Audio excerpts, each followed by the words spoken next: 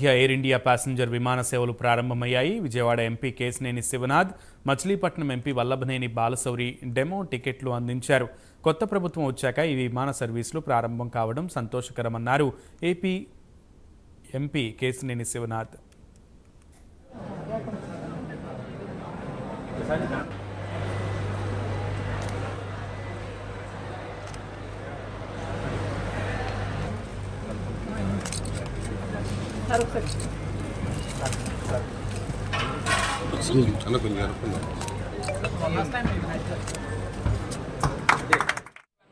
ఈరోజు Gannavaram international airport నుంచి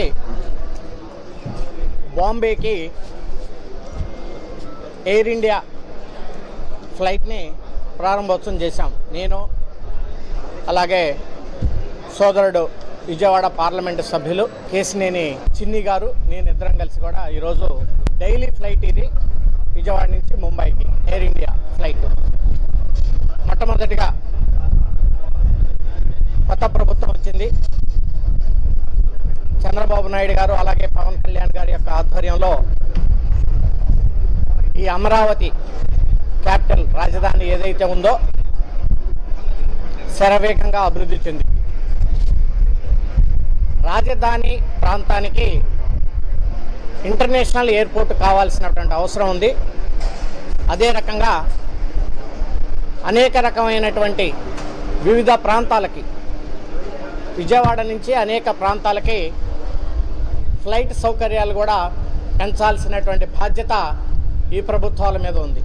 డెఫినెట్గా రానున్నటువంటి రోజుల్లో ఇది మరిన్ని ఫ్లైట్లు తీసుకురావడానికి మేమంతా సమిష్టిగా కృషి చేస్తాం.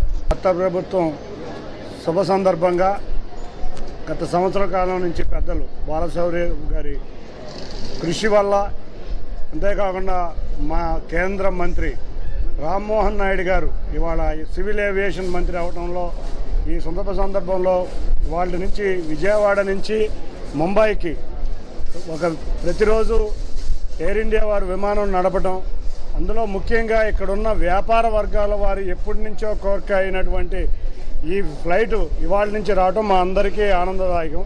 తప్పకుండా ఇవాళ రాష్ట్ర ప్రజలందరూ కోరుకునే విధంగా ఈ అమరావతి ప్రాంతంలో ఉన్న ఈ ఎయిర్పోర్ట్ని అభివృద్ధి చేయడంలో పెద్దలు బాలశౌరి గారి సహకారంతో మేమిద్దరం కలిసి, అంతేకాకుండా రామ్మోహన్ నాయుడు గారు వాళ్ళ కేంద్ర మంత్రిగా ఉన్నారు, యువనాయకుడు, అటువంటి వారి యొక్క సహకారం తీసుకుని ఈ ఎయిర్పోర్ట్ని ఇంటర్నేషనల్ ఎయిర్పోర్ట్గా, ఒక బ్రహ్మాండమైన ఇంటర్నేషనల్ ఎయిర్పోర్ట్గా తీర్చిదిద్దడమే మా ఇద్దరి యొక్క ముందున్న కర్తవ్యం.